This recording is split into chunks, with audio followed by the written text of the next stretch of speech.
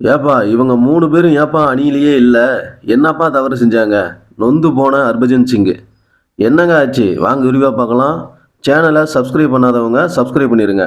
இலங்கை சுற்றுப்பயணம் மேற்கொள்ளும் இந்திய அணியில பார்த்தீங்கன்னா, நல்லா ஆடிட்டு வந்த 3 வீரர்கள் இடம்பெறல. அப்படின்னு சொல்லி ஹர்பஜன் சிங் வந்து சுட்டி காட்டியிருக்காரு. இதுவரை அவங்க எல்லாருமே நல்லா தான் விளையாண்டாங்க. ஆனா இந்திய அணியில இடம் கிடைக்கல. அப்படின்னு சொல்லி தன்னோட வேதனையை வந்து வெளிப்படுத்தியிருக்காரு ஹர்பஜன் சிங். இந்தியா மற்றும் இலங்கை அணிகள் மோத உள்ள 3 போட்டிகள் கொண்ட ஒருநாள் தொடர் மற்றும் 3 போட்டிகள் கொண்ட T20 தொடர் வந்து அடுத்த வாரம் தொடங்க உள்ளது. 2025ஆம் ஆண்டு நடக்க இருக்கக்கூடிய சாம்பியன்ஸ் டிராபி தொடருக்கு ஒரு முன்னோட்டமாக இந்த இந்தியா இலங்கை ஒருநாள் தொடர் வந்து அமைய போகுது. இந்த நிலையில் சஞ்சு சாம்சனுக்கு மீண்டும் ஒருநாள் அணியில் வந்து இடம் அளிக்காததை பற்றி பலரும் வியப்பில் இருக்கிறாங்க.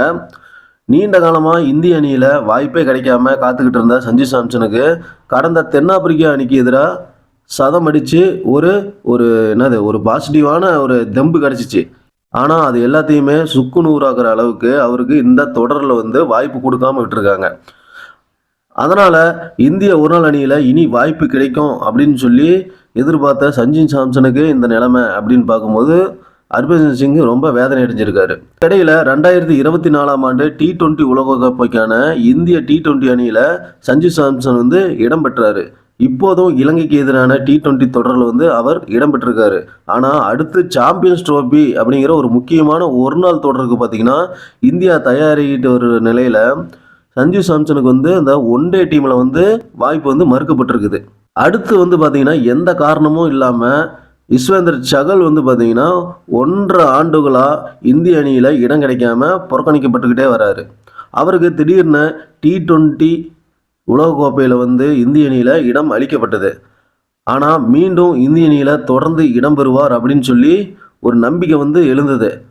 ஆனால் அங்கே தான் ஒரு ட்விஸ்ட் வச்சுட்டாங்க. உலகக்கோப்பை தொடரில் ஒரு போட்டியில் கூட விளையாடாத சகல் வந்து பார்த்திங்கன்னா அடுத்து நடந்த ஜிம்பாப்வே அணிக்கு எதிராக T20 தொடர்லையும் இப்போ நடைபெற இருக்கக்கூடிய இலங்கை அணிக்கு எதிரான அந்த T20 தொடர்லையும் இடம் பெறவே இல்லை. அவரை மீண்டும் BCCI புறக்கணித்திருப்பது வந்து வெட்ட வெளிச்சமாக இருக்குது.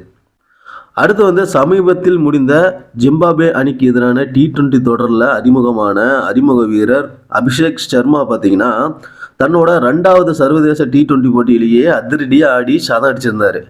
அவருக்கு T20 அணியில் தொடர்ந்து வாய்ப்பு அளிக்கப்படும் அப்படின்னு சொல்லி எல்லாரும் நம்பிட்டு இருந்த போது அவருக்கு T20 அணியில் இடம் கிடைக்கல.